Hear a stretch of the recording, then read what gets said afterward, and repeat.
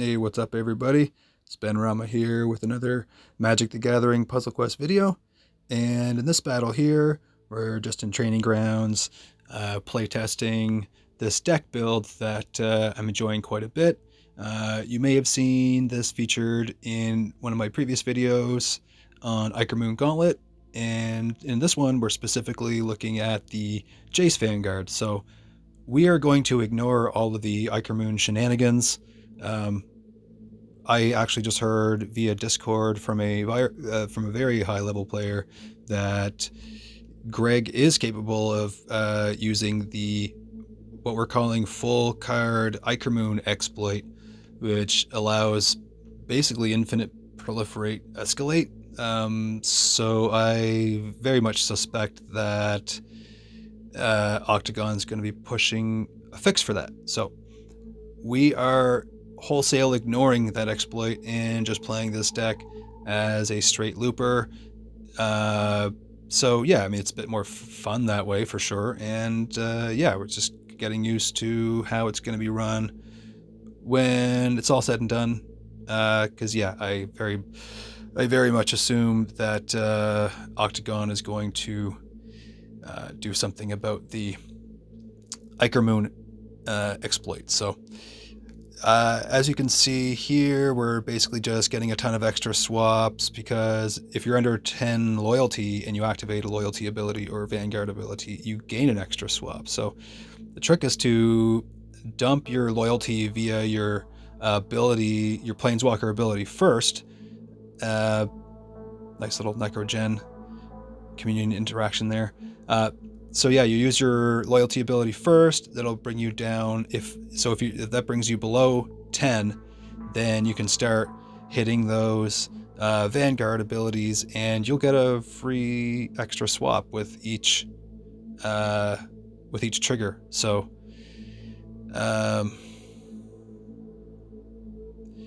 yeah, Meeting of the Five fetches a Void Rend, so we'll always have one in our hand. Just trying to maximize the blade coil loop. So we're already up to 14 shields on the Jace support, which is good.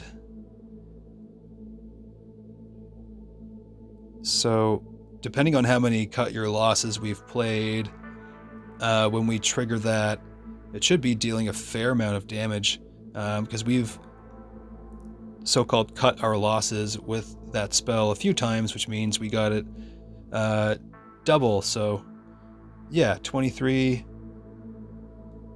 I actually didn't mean to hit that. Check the, yeah, so he has way more cards in his graveyard, so we're gonna target him.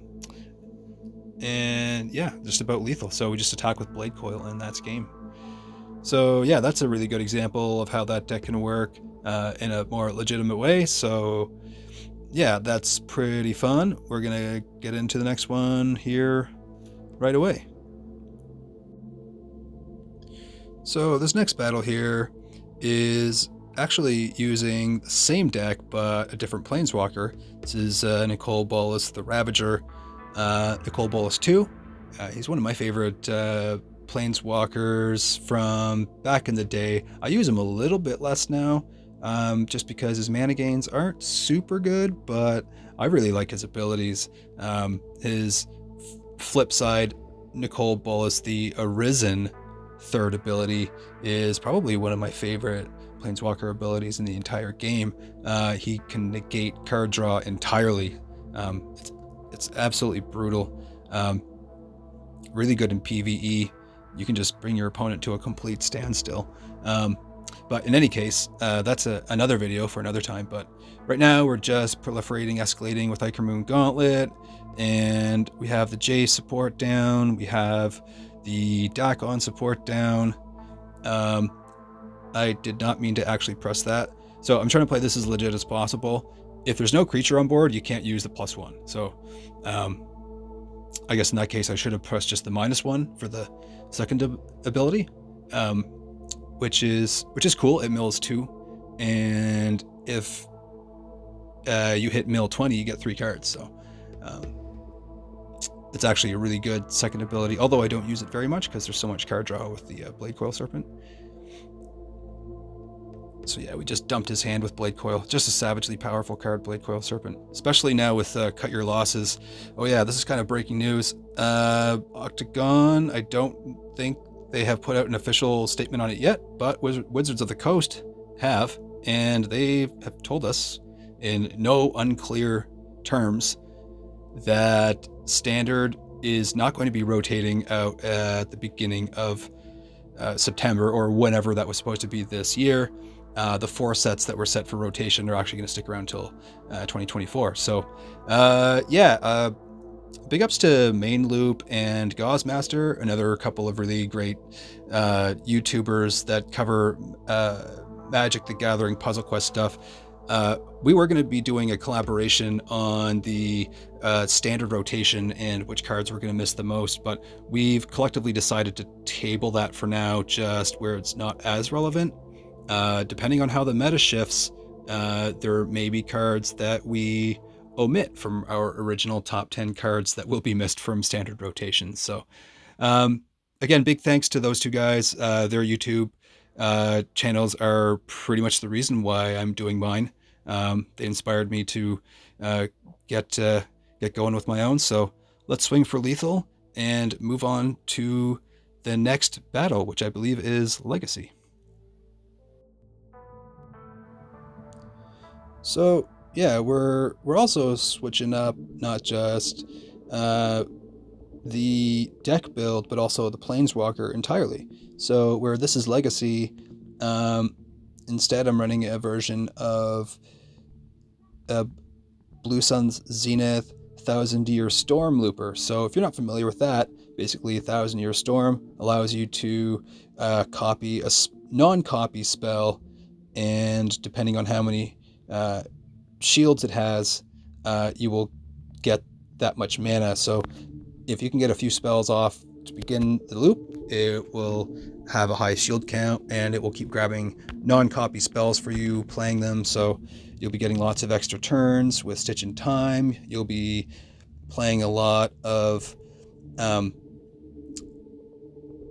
obviously Blue Sun Zenith for card draw, War of Invention to get more supports down, and all of that will count towards Ichor Moon Gauntlet, of course, which will proliferate, escalate the Jace support like crazy, and hopefully between the proliferation, escalation, and the actual milling that we're doing with all of our copies of Cut Your Losses, hopefully Elspeth will have a decent sized graveyard when we actually pull the trigger on Jace's ultimate. So totally creatureless build. Yeah, just straight spell looper. I think that with the shield count right now at 39, and with how many times we've played Cut Your Losses, it's probably going to be just swinging for lethal here in a minute. So yeah, how many does she have in her graveyard? 83. Yeah, so we can literally just pull the trigger now and that'll swing for lethal. So yeah, I hope you enjoyed the video. Here's the deck. 1000-Year Storm is an amazing looper support. Finale of Promise is another good spell that helps with loops. And Drown in the Lock, if you don't know that one, it also mills 6 for your opponent. So yeah, that's pretty much the video. If you enjoyed the slightly different format with different Planeswalkers and mixing it up between Standard and Legacy, just let me know in the comments. Of course, I very much enjoy playing Dakkon in Standard, but yeah, just for the sake of these videos to keep them fresh, I think I'll try to mix it up a little bit more in future. But yeah, let me know what you think in the comments. And once again, thanks again for tuning in, and we'll catch you in the next video. Peace.